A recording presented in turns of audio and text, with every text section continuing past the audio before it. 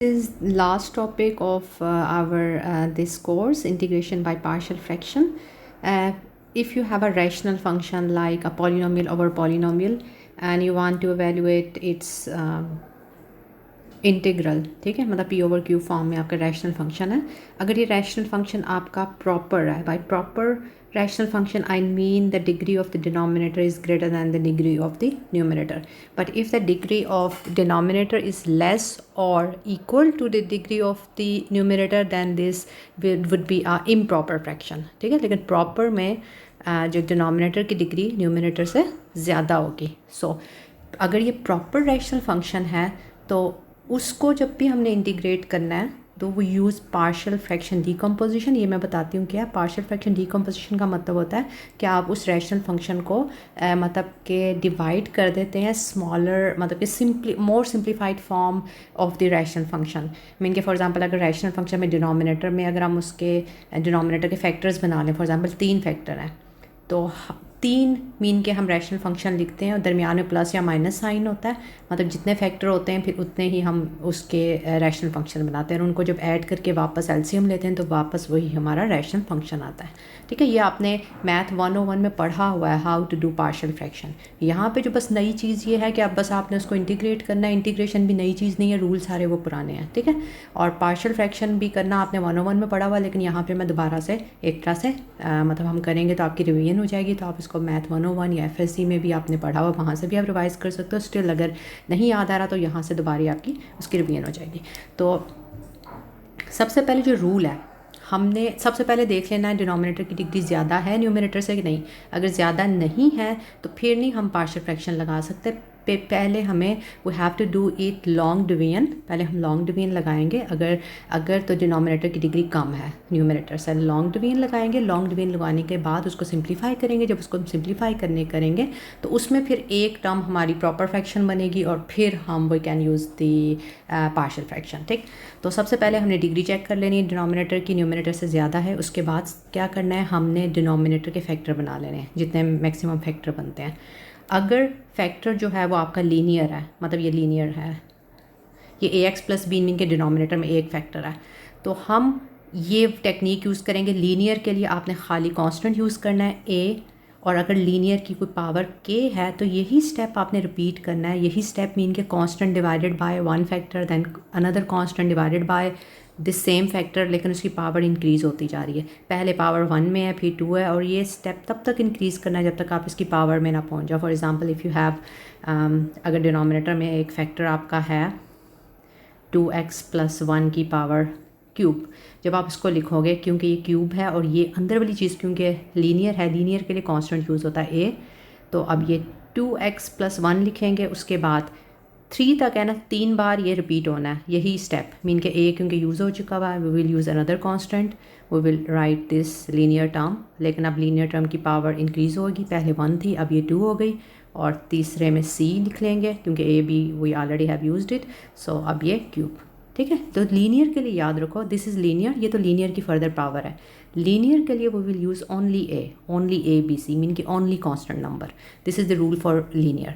But quadratic के लिए if you have a quadratic factor, quadratic के लिए खाली ए यूज़ नहीं होता. उसके लिए आप यूज़ करते हो ए एक्स मीन के you will multiply constant with X and then you will add it to another constant A x plus B. ठीक, तो अगर क्वाड्रेटिक है तो instead of A you will use A x plus B.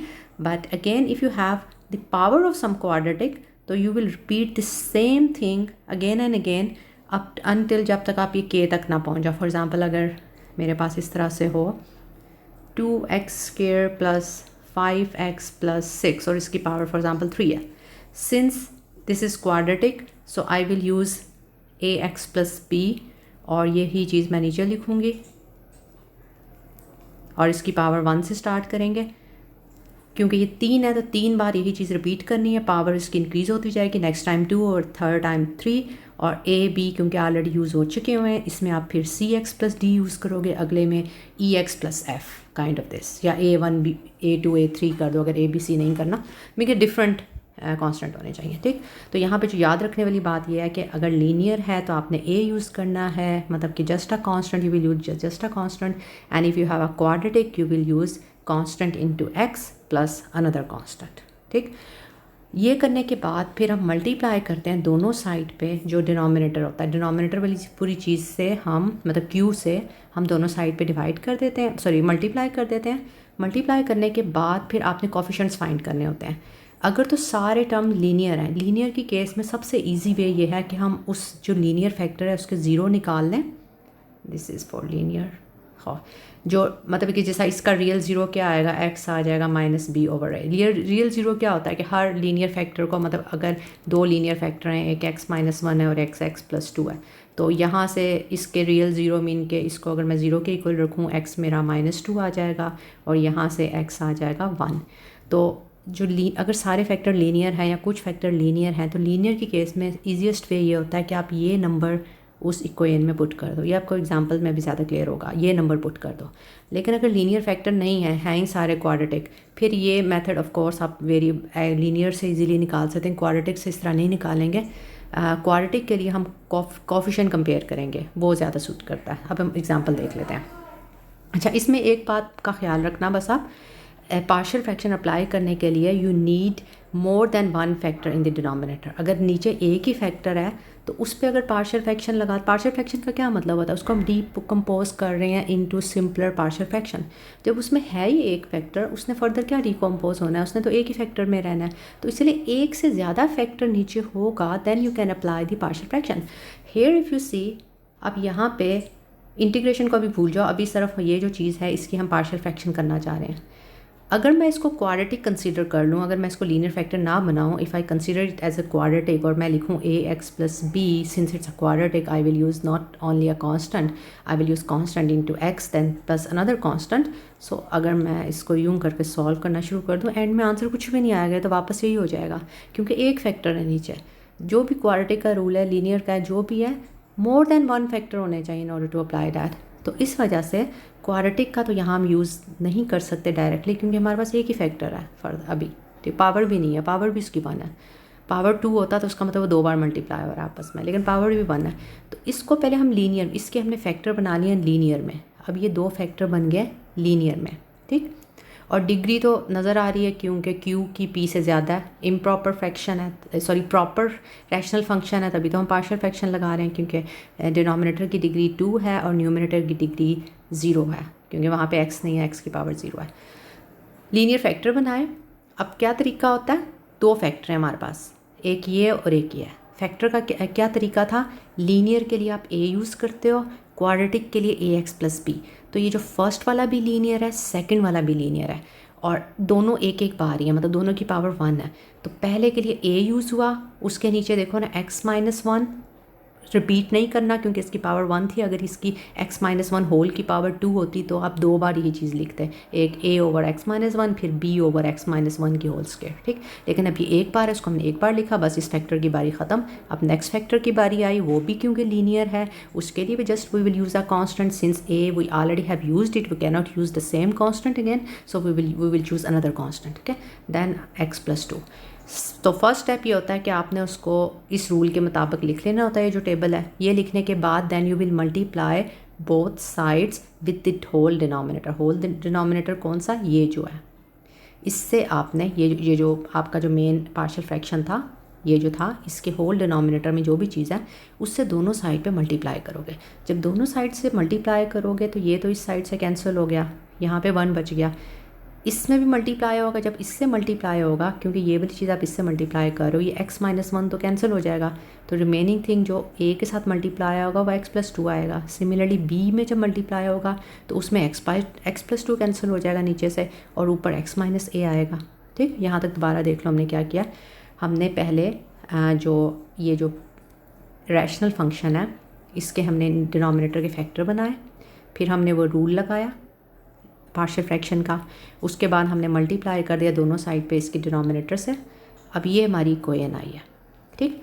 Since all of our factor here are linear, in the case of linear the easiest way to find the coefficients, mean to find the value of a and b, is by substituting the values of x, और वो x की value कहाँ से आएंगी, उन्हीं factor से।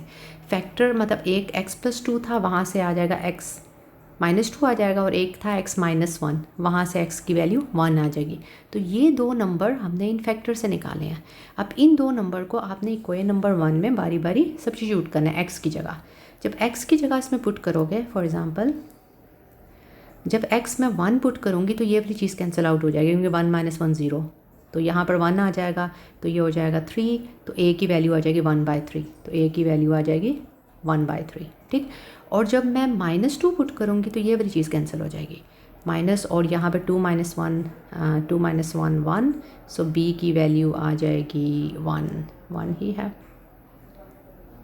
-1/2, I think यहाँ पर -2 पुट करना था ना, -2 - 1 -3, एंड दी b की वैल्यू -1/3। सो a b की वैल्यू वैल्यूएट हो जाएंगी बाई डैट वे। फिर आपने a b की वैल्यू यहाँ पे पुट कर देना। अच्छा, ये तो हमने पुट कर दिया, तो पार्शियल फ्रैक्शन लिया, लेकिन क्वेश्चन हमारा क्या था, इंटीग्रेशन लेनी थी। अभी हमने इंटीग्रेशन नहीं लिया, हमने सिर्फ विदाउट इंटीग्रेशन उससे पार्शियल फ्रैक्शन बनाए, ए बी की वैल्यू निकाली, ए बी की वैल्यू यहाँ डाल दी।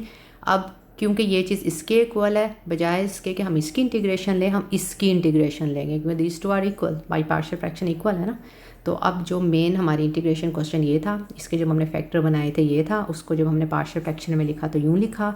अब क्योंकि हमने ए बी की वैल्यू निकाल दी है, उसको सब्स्टिट्यूट कर दिया, ये 1/3 कॉमन ले लेते हैं क्योंकि दोनों में है। अब बस इंटीग्रेशन लेनी है। पार्शियल फ्रैक्शन में ना इंटीग्रेशन बहुत ईजी होती है, सिर्फ मेन काम आपका पार्शियल फ्रैक्शन लेना होता है। Once you do the partial fraction, जो रिमेनिंग थिंग या आप मोस्टली एलन बन रहा होता है, एलन बन रहा होता है, या कोई साइन इनवर्स बन रहा होता है, या tan इनवर्स बन रहा होता है, या पावर रूल लगता है। मतलब इतने कोई कॉम्प्लिकेटेड नहीं होता आपको मतलब कि बहुत सोचना पड़े आपको। एंड में इंटीग्रेशन बहुत सिंपल होती है, क्योंकि पार्शियल फ्रैक्शन का फ़ायदा यही है कि जब उसे पार्ट पे डिवाइड कर देता है तो इंटीग्रेशन।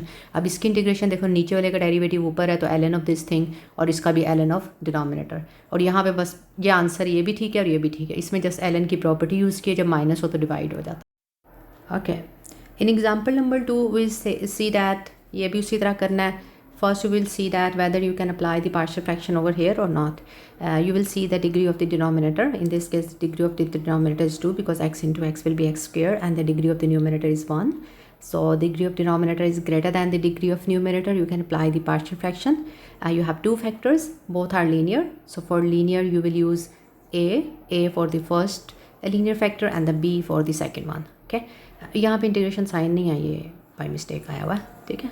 तो क्योंकि अभी हम पार्शियल फ्रैक्शन से कम, और यहाँ पर भी ये 1 नहीं है, it's 5x - 10। So multiply and divide किया both side with the denominator, तो यहाँ से ये कैंसिल होके ये रह गया 5x - 10, और ये dx भी नहीं है।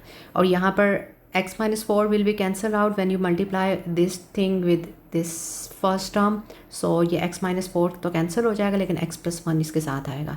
Similarly when you multiply with the second term, so this x + 1 will be cancel out, so x - 4 यहाँ पर आएगा, ठीक।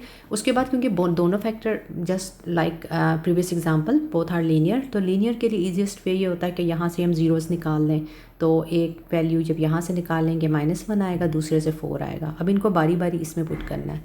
तो एक बार हमने यहाँ पर जो x की जगह -1 पुट किया, और एक बार x की जगह 4 पुट किया। तो ये पुट करने के बाद आपकी b की वैल्यू आ गई, a की वैल्यू आ गई। अब वापस इसको इंटीग्रल में पुट कर दिया। ये हमारी ओरिजिनल इंटीग्रेशन थी, इसको हमने बाई पार्शियल फ्रैक्शन यूँ लिखा था। अब a और b की क्योंकि वैल्यू निकाल ली है, इनकी जगह पुट कर दी। अब देखो ना, दोबारा इंटीग्रेशन वही बन रहा है, ln, मोस्टली ln बन रहा होता है, या ज़्यादा से ज़्यादा साइन इनवर्स tan इनवर्स बन रहा होता है, या कोई पावर रूल लग रहा होता है। यहाँ पे भी देखो ln बन रहा है, नीचे वाले का डिनोमिनेटर ऊपर है 2 ln of this thing and then 3 ln of this thing, ठीक। अब यहाँ पे भी देख लेते हैं इन एग्जाम्पल नंबर 3।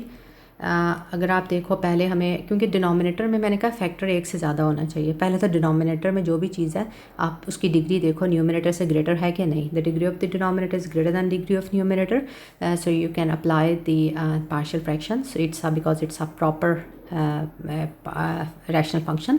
सो नीचे से हमने जो कॉमन लिया, क्योंकि फैक्टर बनाने हैं ना, एक x² आ गया और एक x - 2 आ गया। x² you can consider x² as a linear term, यानी इसको यूँ कंसिडर कर सकते हो कि x लीनियर है और उसकी पावर 2 है। तो लीनियर के लिए remember you will use a, ठीक, a ओवर x, और यही चीज़ रिपीट करना है जब तक आप इसकी पावर पूरी ना हो जाए। a क्योंकि यूज़ हो चुका हुआ तो आप b यूज़ करेंगे, और उसके ऊपर अब x की पहले पावर 1 कंसिडर करते हैं, फिर यहाँ तक पहुँचते हैं 2, ये हो गए एक्स स्क्वायर का एक्स का, ठीक। और दूसरी जो टर्म है वो x-2 है, और वो भी क्योंकि लीनियर है और उसकी पावर 1 है ओनली, तो वो एक ही बार लिखेंगे। ए बी ऑलरेडी यूज़ हो चुके हैं, वो विल यूज़ सी, ठीक है, ये आएंगे। तो इसको हम यूँ लिखेंगे। उसके बाद वही रूल है, वो will multiply both sides with this denominator, यहाँ पे मल्टीप्लाई करेंगे। यहाँ पे भी ये 1 नहीं है, यहाँ को थोड़ी टाइपिंग मिस्टेक है, मैं इसमें नोट्स में करेक्ट कर दूँगी। ये 1 की जगह 2x+4 है, तभी ये 2x+4 यहाँ बचा है। और यहाँ पे जब ax² और x-2 मल्टीप्लाई होगा, एक x कैंसिल आउट होगा, बस एक x कैंसिल आउट होगा, बाकी एक x और x-2 रहेगा। जब इसके साथ मल्टीप्लाई होगा तो x² कैंसिल आउट हो जाएगा, और इसके साथ जब मल्टीप्लाई होगा तो x-2 कैंसिल आउट हो जाएगा। तो ये आपकी इक्वेशन बनेगी, ठीक। तो यहाँ पे उसी तरह दो लीनियर फैक्टर था ना, एक x था तो ये अंदर वाला तो लीनियर था ना, तो यहाँ से x0 आ जाएगा, और दूसरा वाला x-2 था तो वहाँ से x2 आ जाएगा। दो तो ये नंबर है, ठीक है। लेकिन कॉन्स्टेंट्स हमारे पास जो कोफिशिएंट्स हमने निकालने हैं वो 3 है, तो तीसरा नंबर हम अपनी मर्ज़ी से कोई भी सिलेक्ट कर लेंगे अदर दैन दीज 2 नंबर्स। 0 2 तो यहाँ से निकल आए, तीसरा नंबर हम 1 ले सकते हैं, 3 ले सकते हैं, कुछ भी ले लो, ठीक है, डजंट मैटर। तो पहले हम इन दोनों को पुट कर देते हैं। 2 को पुट किया उसमें, वहाँ से c की वैल्यू आ गई, फिर 0 को पुट किया, वहाँ से -2 b की वैल्यू आ गई। अब तीसरी वैल्यू हम अपने मर्ज़ी से 1 पुट किया, इसमें 1 पुट किया, यहाँ पर 1 आ गया, यहाँ पर 1, यहाँ पर 1, और a c और b की वैल्यू जो हमने निकाल ली हुई वो भी सब्स्टिट्यूट कर देंगे इधर, तो यहाँ से हमारी a की वैल्यू आ गई। तो अब हमारा ओरिजिनल इंटीग्रल ये था, उसको हमने यूँ लिखा था, यहाँ पे भी मिसिंग है, दिस 2x+4 इज़ मिसिंग। उसके बाद इसको हमने यूँ लिखा था, अब ये a b c की यहाँ पे वैल्यू डाली है। वैल्यू डालने के बाद देखो ये ln x बन रहा है, यहाँ पे पावर रूल लग रहा है, और ये भी ln बन रहा है। देखो सो सिंपल।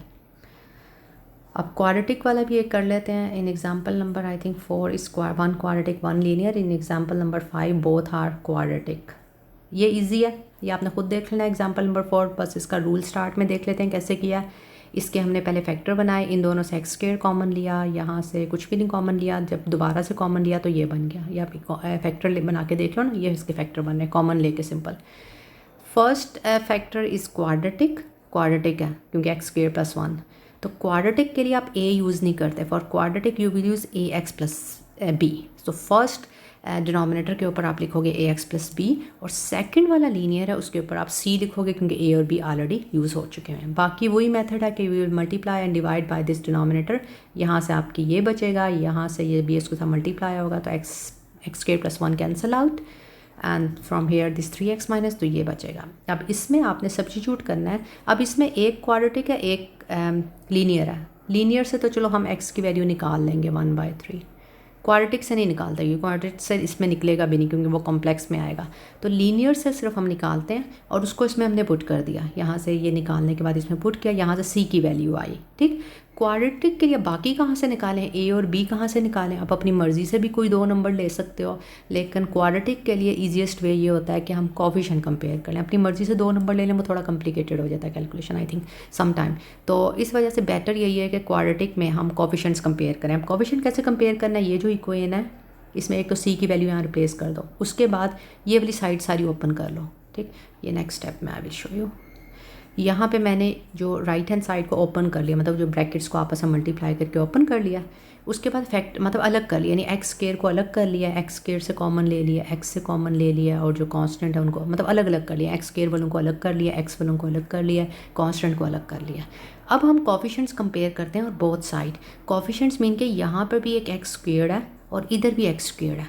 जब दो चीज़ें इक्वल हैं, मतलब यहाँ पर अगर मैं लिखूँ 2x² है और यहाँ पर ax² है, ठीक, तो क्योंकि ये भी x² है, ये भी x² है, दरमियान में क्योंकि इक्वालिटी साइन है, तो इट्स मीन के कोफिशिएंट भी फिर उनका सेम होना चाहिए, क्योंकि इक्वल जो है ना, इक्वल है, डिग्री भी सेम है, फिर कोफिशिएंट भी सेम होना चाहिए। तो यहाँ वाला जो x² है इसका कोफिशिएंट 1 है, और यहाँ पे जो x² है इसका कोफिशिएंट 3a + c है, तो इसका मतलब इसका कोफिशिएंट और इसका कोफिशिएंट सेम होना चाहिए, ठीक। Similarly the coefficient of x, यहाँ पर x का कोफिशिएंट 1 है और यहाँ पर x का कोफिशिएंट 3b - a, तो 1 = 3b - a। अब यहाँ पर ये -2 का मतलब है ये x की पावर 0 का कोफिशिएंट है, तो x पावर 0 का जो कोफिशिएंट यहाँ पर -2 है, और यहाँ पर भी यानी x पावर 0 का कोफिशिएंट क्या है सी माइनस बी। तो 3 इक्वेशंस बन गई। अब इन इक्वेशंस को आपने साइमल्टेनियसली सॉल्व करके ए बी सी की वैल्यू निकालनी है, लेकिन हमें फ़ायदा ये हुआ सी की वैल्यू हमने ऑलरेडी उस लीनियर टर्म से निकाली हुई है। तो उस सी की वैल्यू हमने यहाँ पुट की, ए की निकल आई, फिर उसको दोबारा इसमें पुट किया, बी की वैल्यू निकल आई। इनको बस वापस क्वेश्चन, ये हमारा क्वेश्चन था, ये उसके फैक्टर थे, ये उसके हमने by partial fraction rule a x plus b और सी लिखा था। अब ए बी सी की वैल्यू निकल आई है, यहाँ रिप्लेस कर दिया। रिप्लेस करने के बाद अब देखो, अब आपका इंटीग्रल ये इंटीग्रल इसमें कन्वर्ट हो चुका हुआ है। अब इसकी इंटीग्रेशन सिंपल है। इसकी इंटीग्रेशन कैसे लेनी है, न्यूमरेटर में 2 टर्म्स हैं, तो ये डिनोमिनेटर क्योंकि दोनों का है, ये हमने अलग कर लिया। ये डिनोमिनेटर इसको भी दे दिया और इसका भी अलग अलग कर लिया ताकि हम इंटीग्रेशन ईजिली कर सकें। अब इसमें इसका जो 4 है ये 2 बाहर ले गए हैं, तो अब ये नीचे वाले का डिनोमिनेटर डेरिवेटिव ऊपर है, ये ln बन गया, ये tan इनवर्स का फार्मूला बन रहा है और ये भी ln बन गया।